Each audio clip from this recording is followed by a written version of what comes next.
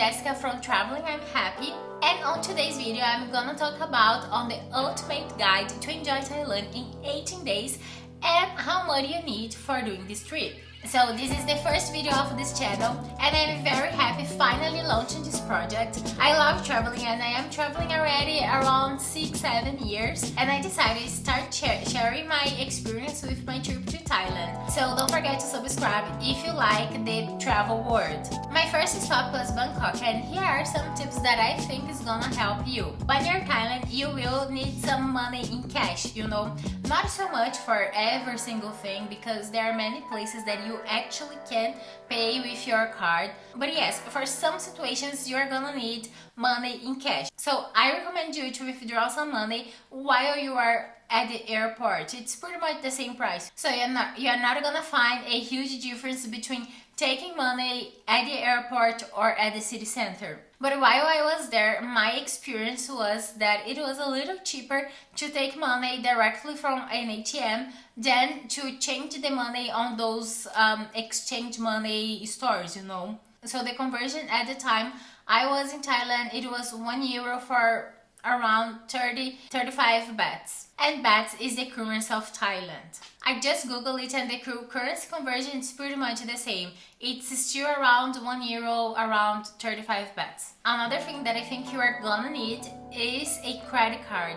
I'm saying that because in Germany it's very common that you have only a debit card, and sometimes you don't even have a debit card. You have only what they call girokonto. That's kind of a debit card, but not exactly debit card. I don't know how to explain that in English because I don't know the names they use in English to say exactly what kind of card is those. But anyways, when I was in Thailand, I was using a lot of my Wise card. That is this app here. It is a very great option for traveling around the world because you can convert money like in seconds. But the thing is, the Wise card, it's not a credit card. It happened to me twice in 2 hotels that neither my Wise card and neither my German card was accepted.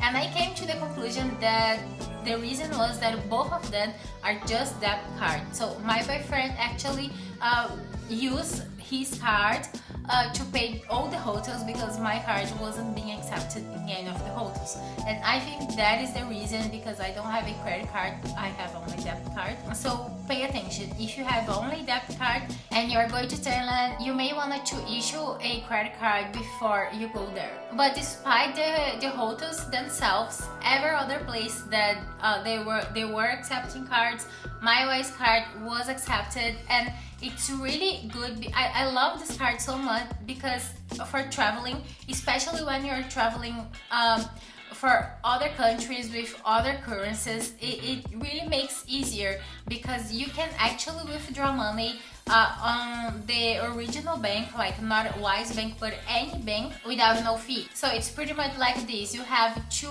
so you can take money twice on the banks without any fee. But pay attention, if you are on those ATM, like on those general ATM with no brand from any bank, you may have to pay around €6 fee. So have this in mind, because it's not any kind of ATM, it has to be a ATM from a actual bank. And I have used it Wise to many other countries. I have used it in Iceland, in Brazil, in Switzerland, in Sweden. So I have used it in many other countries, in Croatia, in many other countries that they don't use euro. I mean, now I think Croatia actually uses euro, but the first time I've been there, it was not. In Norwegian as well, I used Wise. And I see Wise as also a safety option because you can lose your card, and then if you lose your card you have no other option with you. But I mean, if you're using your card, like your Wise card, you can put a limit what amount of money you can use on a day without they asking you if you are So the thing I do is, like, I put this amount in 0. That means if I lose my card and someone takes it, or if I get a pickpocket and someone tries to use my card, online, they will not be able to, because every single purchase online, they're gonna send me a confirmation of the purchase, and if I don't confirm, the whole purchase will be canceled because it's not going to be approved. Therefore, it's not going to take the money out of my account, and I will receive an email of attempt of cloning or attempt of usage. You know that there are some precautions that you actually can use, and there is one thing that I really love about this card. So here is my card, and something that I really love about this card, I mean, you can have this only on the white version. For this version you have to pay €2 to have it, but you see there is no number on it. The only thing they have is my full name. Here is my name, the rest of my name, but there is no number. So it means if I lose my card, or if I get a pickpocket, whatever, and someone tries to use it online, it's gonna be very hard for them. And the thing is, the only way they can use my card without me being there is if they have my phone on Apple Pay, because yes, the card is on my Apple Pay, and then when you're using through Apple Pay, then you don't have to put the ID, the PIN. But if you have the actual card and you try the contact loss or the chip itself, I set up on the settings that it's required to ask for the PIN. So it's gonna be very hard for someone to take money from this account, you know. That's what I'm trying to say. It can happen to any kind of bank, those online banks, those traveling banks, or any bank at all, the bank you have at your home country or whatever. It can happen, but I think using Wise makes me feel a little safer. And of course I always take my original card, my original German card with me, because you know, if I lose this one, I have another one. So moving on, for the next talk is the SIM card that you use on your phone. You have some options. Of course, you can hire those eSIM cards, you know, the virtual SIM cards, and this is a great option. But the option I decided to do was to buy a SIM card in Thailand. So I bought my card at the airport because I didn't want to leave the airport without no internet. And when you are at the airport, you actually have the airport Wi-Fi. But the thing is, after you leave the airport, you're gonna need your own internet. And I bought those prepaid ones.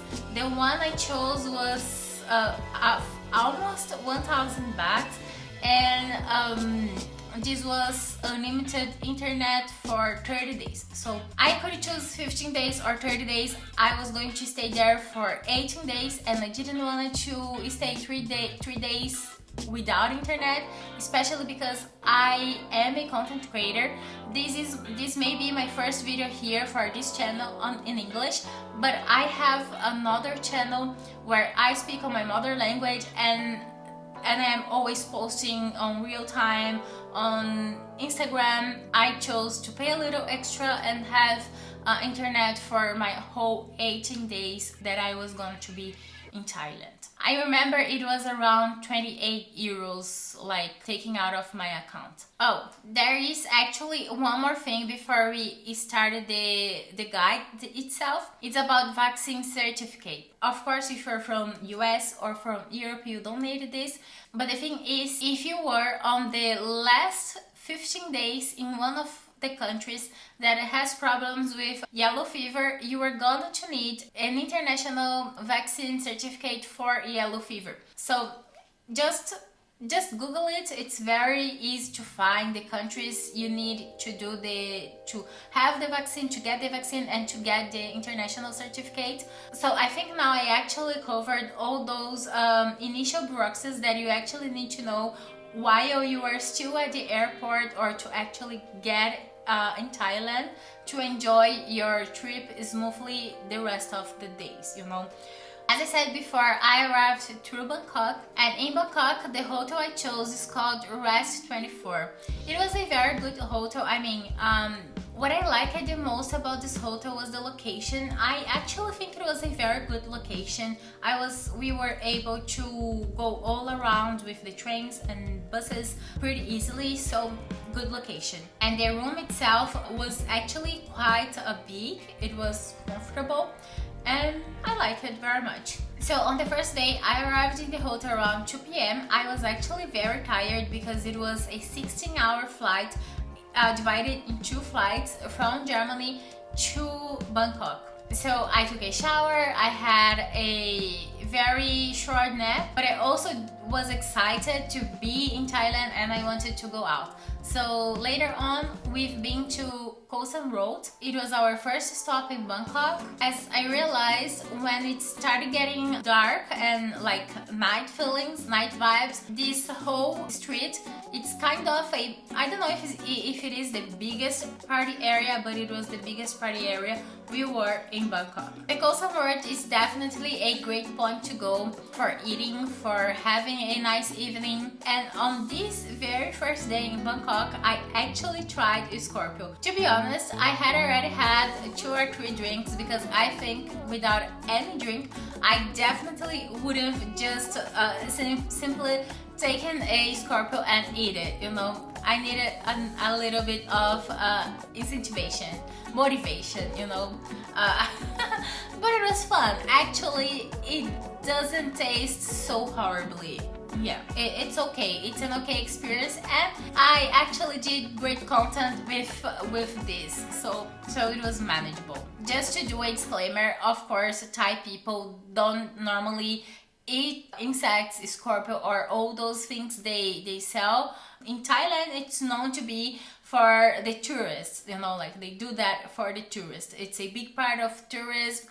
People has this stereotype of Thai, so they just take all of this and make money with it. And of course, I had to pay for the Scorpio, and I paid 60 bahts. And people say this is actually a lot of money for a Scorpio, but as I said, it is for the tourists and they are gonna to sell more expensive, you know, like that's how tourism works actually. So on the second day, we basically did a walking tour, but we did ourselves, you know, not with a guide. The first stop was the Golden Buddha and it was 300 bahts. So it is a temple with 3 floors. The first 2 floors is pretty much kind of a museum, and the 3rd floor is where the Buddha actually is. And when you're there, you can choose visiting only the 1st and 2nd floor, or you can choose to go only at the 3rd floor, or you can choose to go on the 3 floors. That's what we did. We've been to the 3 floors. Honestly, I don't know if it's very exciting to see the museums. It was okay, it was nice, nice tourism, but don't find those activities very exciting. Then you can go only to the 3rd floor and see the gold Buddha statue. And of course, in my opinion, the 3rd floor is really worth the visit. The 1st and 2nd floor, it was okay, it was nice, but I couldn't live without it. Then we've been to Chinatown to walk around. Yeah, and this is a good neighborhood to eat something, like try something different. And it's also a good place to buy a souvenir if you want to have some. And I got this from my boyfriend while we were in Chinatown. And honestly, I love it. And I have used it many times after the trip. Chinatown was absolutely crowded, so be aware of all your belongings and pickpocketing because this happens a lot. And there are even signs around the neighborhood and some other areas on the subway. They have a lot of those signs like be aware of pickpocketing. Yes, it's a big city, and as any other big city in the world, you actually have to be aware of your belongings and pay attention because there are a lot of pickpocketing. And from the Golden Buddha through all the Chinatown, we walked until we got to another temple that's called Wat Po. I'm not exactly sure if my pronunciation of those temples are gonna be corrected, but I'm giving my best. I hope I'm saying right. So this temple is kind of huge, and it costed only 200 bahts. And yes, they have a charge for tourists, and it's free for Thai people or people who lives in Thailand. I think that's quite fair, to be honest. And while I was there, I've seen one tourist couple trying to go through the resident line. That means they were saying they live in Bangkok, but they didn't. They were just tourists, and they were kind of causing a scene. And honestly, guys, don't be those kinds of tourists that don't want to pay anything, or you know, like, just pay the price. You're there, you're visiting, you're touristing, you are on their country. It's only fair that you pay a ticket to get inside their temple, to have a taste of their culture. You know, like, don't be those Karen tourists, you know, don't be them. It's annoying. I think we're gonna need at least 1 hour to visit the whole temple, because as I said, it is huge. It is really big, and there are a lot of stuff to see there. I honestly love it. It was one of the temples I most like visiting because of everything they have inside. After the temple, we've been again to the coastal road by foot. That means we really walked a lot on this day.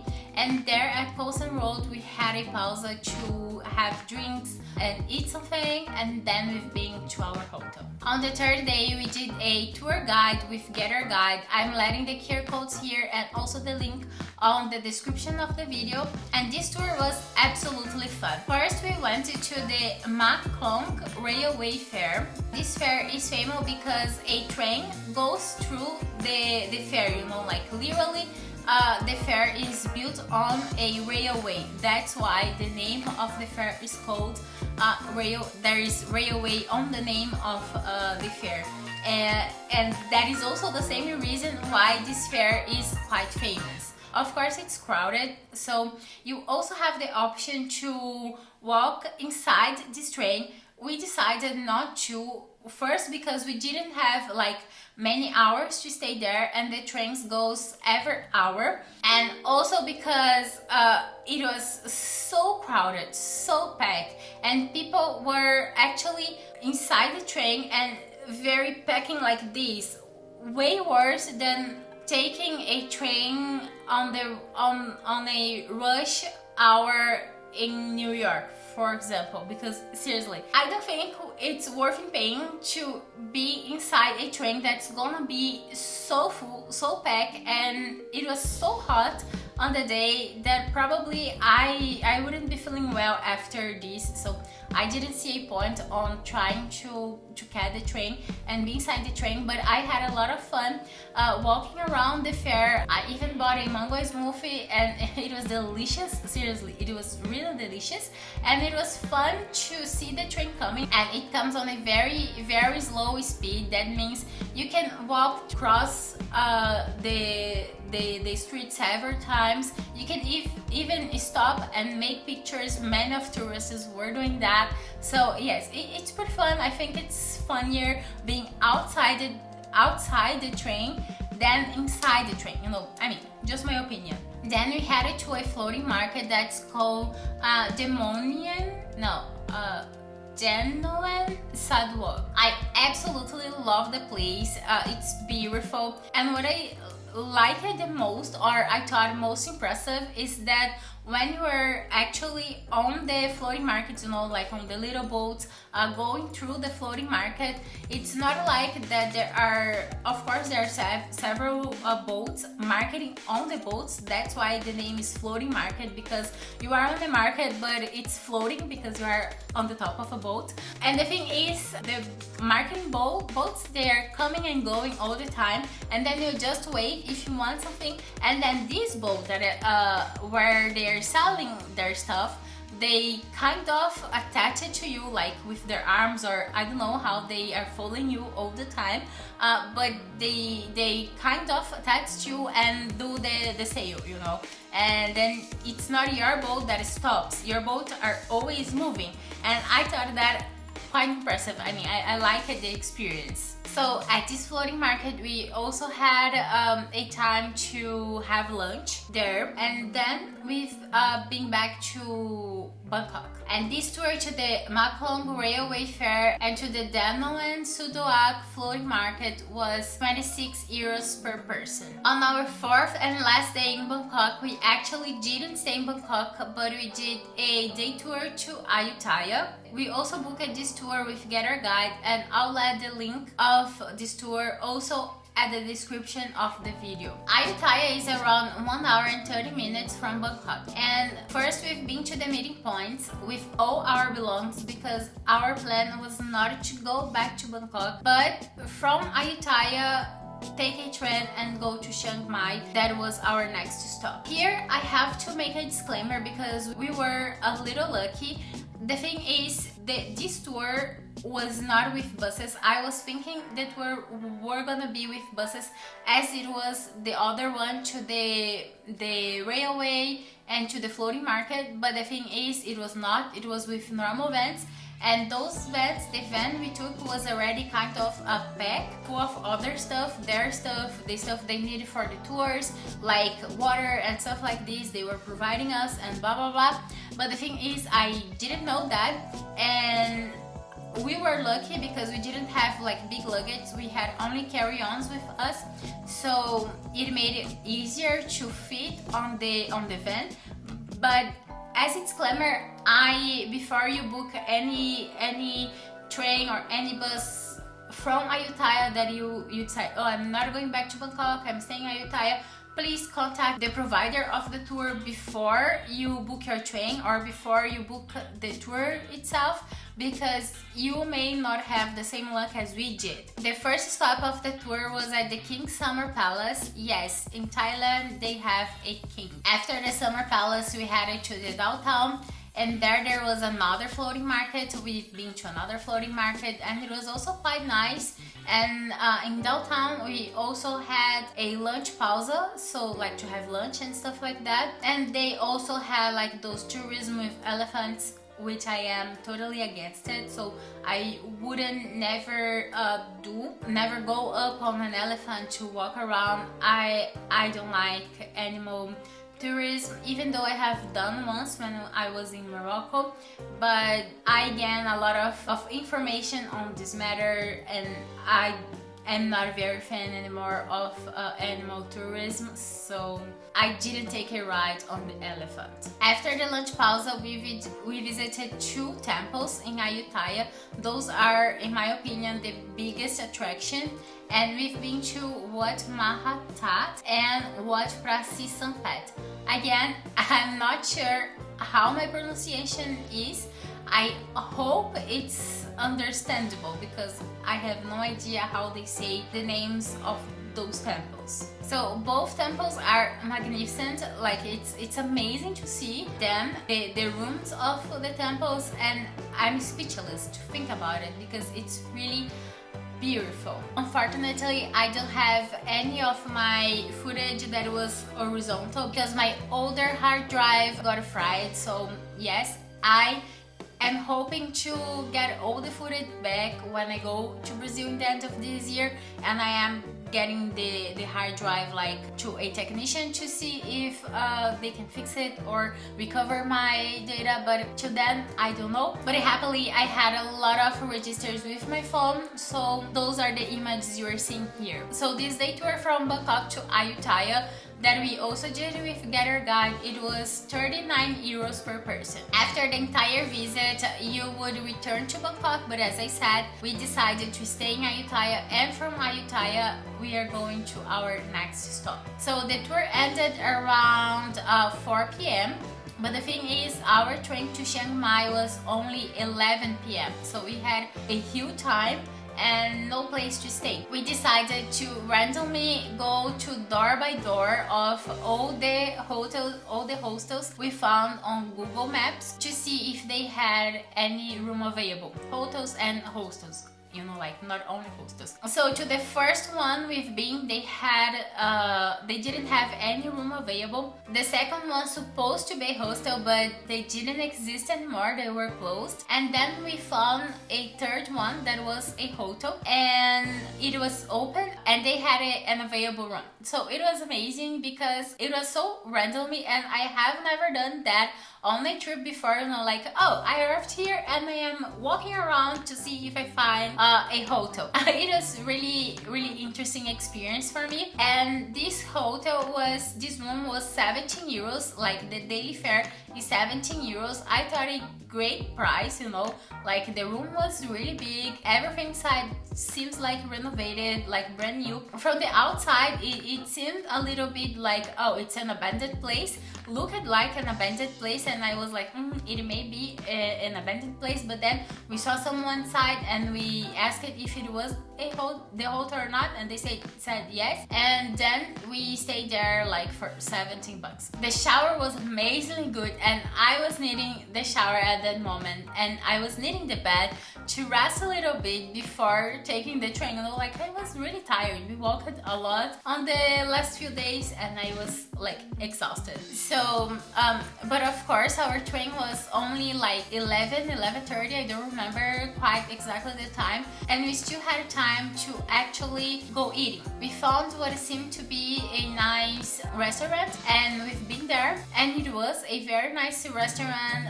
They had a whole romantic vibe, it was pretty. And this day the Loy Krathong festival was still going on the Thailand, and then they had some fireworks. We saw also people taking those flowers and putting into the river and praying for it.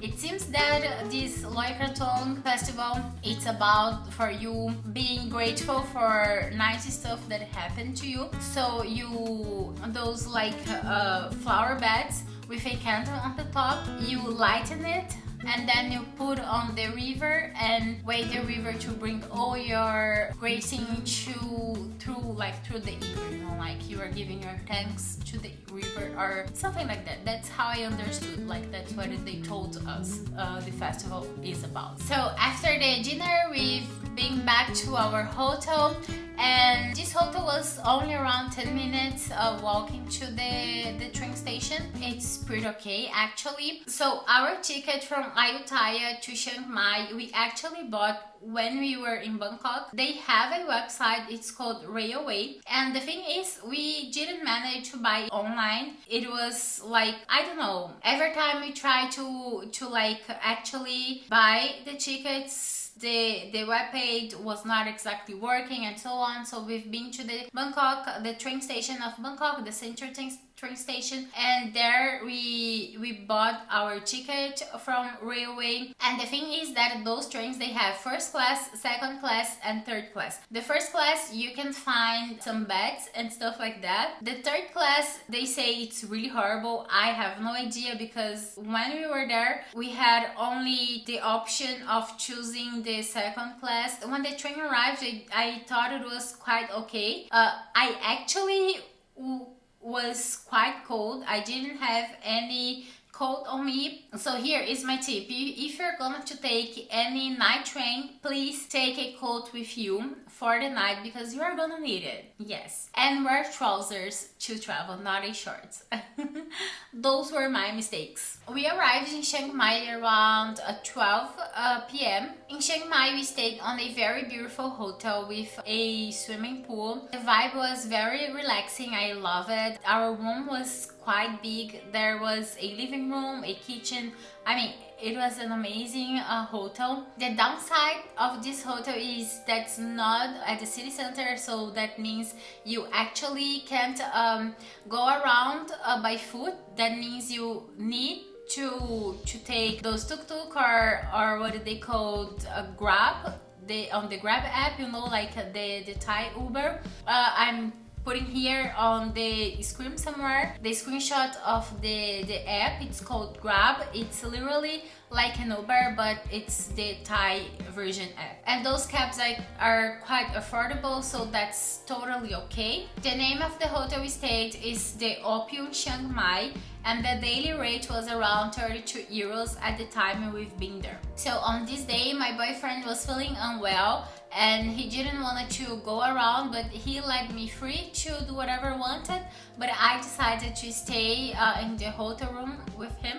I was also a little tired. I wasn't feeling unwell or anything, but I was a little tired, so I decided to stay. But then after we left Chiang Mai, I kind of regretted, because on this particular day, the day we arrived, they were still having the Loy Krathong festival.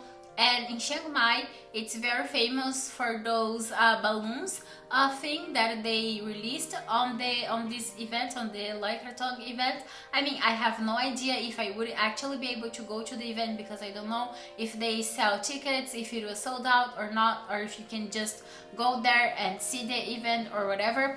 But the thing is, I didn't know that, so I didn't even try to go, and I got a little like, oh shit, I was there and I missed this kind of event, you know. But that's okay, it happens. I take stuff like this as a lesson to help me prepare myself even better for the next trip. So when you're here listening my insights of all the trip, you can take all those annotations and don't make the same mistakes, you know. On the next day, we did a tour that's to the Doi Suthep and Hmong Hill. And this tour we also booked it with Gather Guide. Yes, we used a lot of Gather Guides in our trips, not only Thailand. I have been using Gather Guide like for many years. So first we went to the Hmong Hill tribe to know a little bit more of the people, of how they live there, and all the cultural aspects. And one thing that I found very interesting is that this tribe is one of the very few that are allowed by the king to still produce opium, because during the Cold War, that region got very affected by the usage of opium, of the plant, and they got very addicted to it. And many people of this tribe are still struggling with this addiction. So the king allowed them to plant opium and having it on their island. And I think this is quite a sad consequence from the war that happened there. And yes, and this is also to make us thinking like war is never a way to go, you know. Like, as long as we can, we have to be against it. Like, we have to say stuff online. We have to, you know, like, whatever we can do that are reachable to us to be against wars, we have to do it. Like, we have to be against it. So moving on, we've been to the Doi Suthep temple. This temple is really beautiful. I think it was definitely the most beautiful temple we visited in Thailand. Not that we visit so many temples, but we visit some, and this one I really love it. The whole temple is like built on gold. It's impressive. After the tour, we've been back to our hotel and enjoyed the common areas of the hotel. I didn't say, but this hotel actually had also a small gym there, so you could even exercise if you want. I enjoyed by staying at the pool. I love swimming pools, so for me it was really good there. In the evening, we've been to the downtown. We eat there and we walked around the downtown. The city is quite beautiful, but our plan to stay in Chiang Mai was to stay only 2 days. The only thing I would add to this is to pay attention to all the events that is happening on the country we are going, like in this case Thailand, to see if there are any events matching your trip, so then you can actually be prepared for the event and to attend on those events, because it's such a cultural game, and I think it's totally worth it going to those events. Haven't you liked this video yet? Come on! I am giving my life here with all the tips I have. So I mean, this video deserves your like and also your subscribe to this channel. So the next day, the third day in Chiang Mai, was actually our last day there, and we were going to Krabi. Krabi was our next stop. So to get to Krabi was quite an adventure. Our first flight was actually early in the morning, and we've been there to the airport very early. The thing is, it was a huge queue. Like, I don't know what they did, what happened, but it was huge, and every single person actually had to go through the guichet to actually take the boarding pass. So you couldn't get the online boarding pass. It was not possible, and it was horrible because it was around 1 hour there, and then there was another line where they scan like a x-ray or something before going through security. No, it was before. So you had to go there, put your carry-on, your whatever you had there, and then going, and this line was another 40 minutes, you know. And then after this line, we were to the security line, which was another 40 minutes. By the time we actually got inside the gates, like the gate area to go to our gate, we had like 20 minutes or something. We were running like hell. We managed to our gate, and then the guy said, "Oh no, the gate changed. Didn't hear." Like, bro, no, I didn't hear because I wasn't here. This whole thing was such a, I mean, of course I didn't say anything. I was saying all this on my head. I wouldn't discuss with anyone. I just wanted to take my flight, to get to my flight. And the thing was that we were actually at the wrong gate, but thankfully we weren't the only ones. There was another 6 people with us in the same wrong gate. Then I think the guy said something on those walk talk and say, "Oh, there's some travelers getting there." And then, but the thing is, we were at the gate 8 and we had to go all over like to the gate 2, and I was running like really, I was running like hell. When we arrived there, we were the last ones to get inside and then to close the gate. Like, I felt, of course, lucky that I managed to take the flight, but at the other hand, I was feeling like how disorganized this experience was. You know, like, we arrived very early. When we arrived, the guichet, like, to take our boarding pass wasn't even open. They opened like later. We waited like around 35 minutes until they opened, and then more 30 minutes on the line to take the boarding pass, and then the other line and another line for the security. Like, it was crazy. This flight was back to Bangkok, and from Bangkok we had another flight to Krabi. And the second flight was everything pretty smoothly, calm and organized. And yes, when we left the airport, there were already some vans there, and we bought a ticket to Railay Beach, and then it was around, I don't know, 50 minutes to a port. And from this port, and then we took those ferries, but not exactly ferry because this one was only a small boat, to Railay Beach. So the van was 100 baht, and the ferry to Railay and then to Phi Phi, because after this we were going to Phi Phi. So those 2 fares was 450, yes, 450 bahts for each one, you know. So in Krabi, we were actually in a resort hotel style, which was like amazingly beautiful. I loved the hotel. I mean, it was literally the hotel I loved the most. It was really good. The bed of this hotel was amazing. All the structure of the hotel, like the breakfast was also the best breakfast of the whole trip. The name of this hotel was Railay Princess Resort, and the daily rate there was around 57 euros per day per night during the time we were there. So the only way you actually can reach Railay Beach is by boat, you know, like there isn't any way that you can go through land like with car or whatever, because it's kind of a small island inside another island, you know, something like this. And this Railay Beach island, it's really it's quite small, so within 7 minutes you cross the whole island, like in this way. Of course not in this way, because on this way you may have way more things to do, but it's kind of hikings. We didn't want to hike, we just wanted to relax, and we used our time there only to relax. The swimming pool area was also amazing, comfortable and beautiful and nice. I really love it. The only thing is that in Rayleigh Beach there were problem with monkeys. So there were a lot of monkeys, and some people are unconsidering or something. They many times leave food at the pool area and stuff like that. So here a tip for you: don't be those disrespectful kind of tourists. You know, it's very annoying. Those tourists are very annoying, and you don't want it to be known and as the very annoying tourist that was leaving food on the pool, attracting monkeys, and then calling for help to taking the monkeys out of there. And of course the workers of the hotel, they would take the monkeys out, and the way to take was simply to throw stones at them.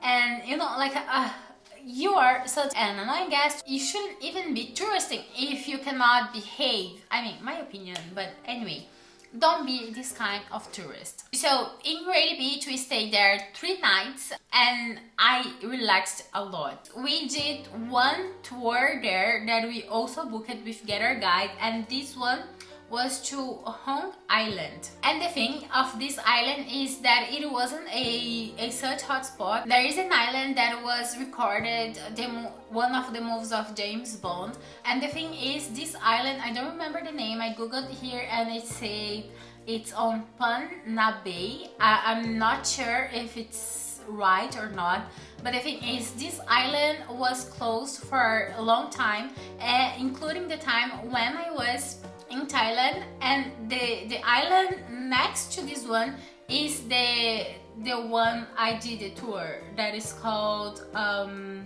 Island. Hmong Island is the island I've been with my tour. I think the island that was recorded the James Bond movie is now reopened, but you cannot go inside the water and so on. You can just be there to see the nature and whatever.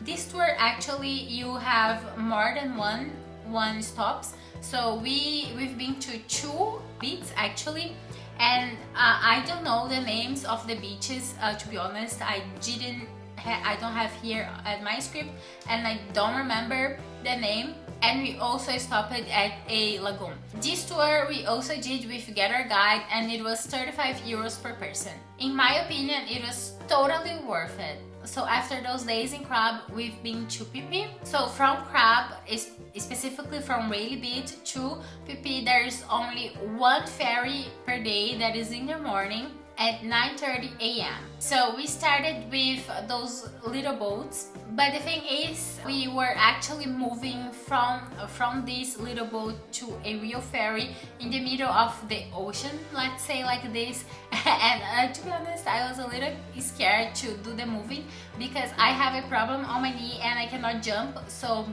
I was kind of afraid that it was a big step to go. And this would be hard for me, but it wasn't the case. I actually managed quite well. The ferry took around 2 hours and 30 minutes to actually get to Phi Phi. And Phi Phi is actually an amazing, beautiful island. Like, it's strongly beautiful. So in Phi Phi, we stayed on a bungalow hotel at Long Beach. This beach is not at the party area, so if you wanted to stay at the party area, like to be on a hotel in the party area, Long Beach is not for you. Long Beach is quite calm. Of course, there are some things happening there, but it's mainly very calm. But I chose this hotel because we wanted the calmness of the island, you know. We literally just wanted to relax. So the hotel I stayed, it's called Hippie Sea View Resort, and when we arrived in Phi Phi, they were waiting for us like with a sign from the hotel to take us with another ferry to the hotel, you know. and they offer this as a courtesy, as a service, and they don't charge you extra for that. It's already included on their services, on their fare, on their daily fare, which is around 8 euros a day. So this was the most expensive hotel of our whole trip. For me, it totally worth it. It's still quite Euro price, even cheaper actually, you know, like if you go to a paradisaic island in Europe, like in Greece for example, it's gonna be more than 82 euros a day. So it's affordable. In my opinion, the price is still affordable, and then you can choose better hotels because it's gonna be still affordable for you. So very next to our hotel there was a diving school, and PP is a island that many people choose to do those kind of courses. The course was 120 euros if I recall well. I didn't do it because I mean, I know myself, I like diving, but I would panic if I see a big fish or something like that. So I didn't want to do the course. But for people who are interested on doing it, you have then to know that PP is one of the islands that tourists most choose to do the course when they are in Thailand. I did a lot of snorkeling though on the island. We liked this island so much that we extended our time there for one more night. I honestly have no comment about the landscapes of PP. It's beautiful. I have no other word to describe it. So in PP we stayed like 4 days, and after this time in PP it was time to go to our last destination, which was Koh Phangan. So Koh Phangan is basically on the other side of Thailand, and to get there we took a van and a ferry. We booked this trip with a company called 12 Go, and the price was 1,300 baht for us both. Okay, it is around like 94 euros, something like that. And here is another tip for you: when you go to those ferries, avoid to stay a long time near to the engine, you know, where all those smoke comes out, because the thing is, I fell asleep on this area with my boyfriend, and I don't know if this was the reason or not, or if I am just too sensitive of it or whatever. The thing is, when I woke up, I was feeling very unwell. I couldn't breathe well actually, and I think it was because of the smoke. We were close to this engine area where all the smoke of the boat comes, you know. So the trip in total was around 4 hours and 30 minutes from PP to Koh Phangan. We stayed there 5 days, and at this point of the trip we were actually very tired, to be honest. But the thing is, it doesn't worth to go to such a far away country that you have to go to another continent and stay only like 5 days, 7 days, especially if it is your first time. So I think within those 18 days we actually managed to see the most important things of Thailand, the most important spots, like different spots in different parts of the country, and we managed to experience the culture very well, to try the food, to see differences of landscapes and everything, you know, like. So it's worth to stay longer, even though you get tired. It's normal on a long trip. On the very last days you are a little bit more tired. That's totally normal. But then you take a day doing nothing and relaxing, your energies are going to rebuild you. The hotel we stayed in Koh Phangan was called Havana Hotel,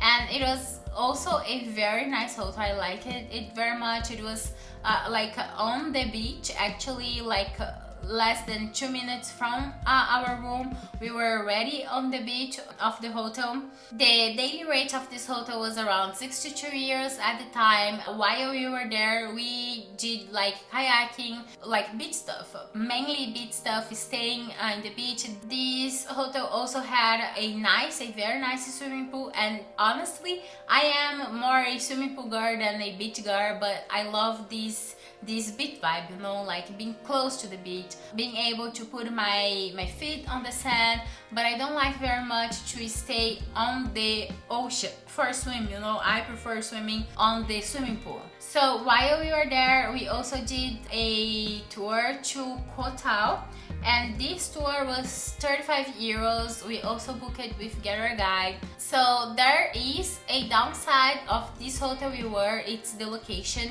I mean, the location it's okay, but it's kind of far from the port. So that means if you're doing a tour like we did, and when you go back to Bangkok, you're going to have to go back to the port, and it takes around 50 minutes, and the cab, like, it's around 1000 bahts, like 800 bahts, between 800 and 1000 bahts. So that means an extra cost for you. But the local itself, like in the matters of having restaurants, having stuff to do, having beaches, it's an amazing area actually. So to finish our trip, we needed to go back to Bangkok, and we also bought our tickets on this app that's called Travelgo. But there is another app, another site that you can look for those online tickets that is called Lompraya. And to go to Bangkok, we had to take a ferry and then a bus. I don't remember the total time of the trip, but it was a long trip because, you know, like bus, and it's quite far from Bangkok. And the last night in Bangkok, we were again at the Hotel Rest 24. It was a very good hotel, and since we knew we were going there, we decided to leave there our big coats while we were traveling around the Thailand. So they kept our heavy winter coats for us, because of course when we were going back to Germany, it was going to be cold. And just to recap with you guys, I have here all the expenses I had in Thailand. So in Bangkok we stayed 3 nights, and it was 85 euros in total. In Ayuthaya it was 17 euros for a single night, but the thing is we didn't actually slept over there, but we paid for it. In Chiang Mai the hotel was 63 euros 37 cents for 2 nights. In Krabi we stayed in a resort, and it was 169 euros 71 cents for 3 nights. In PP we stayed in a bungalow resort, and it was 163 euros 97 cents for 2 nights.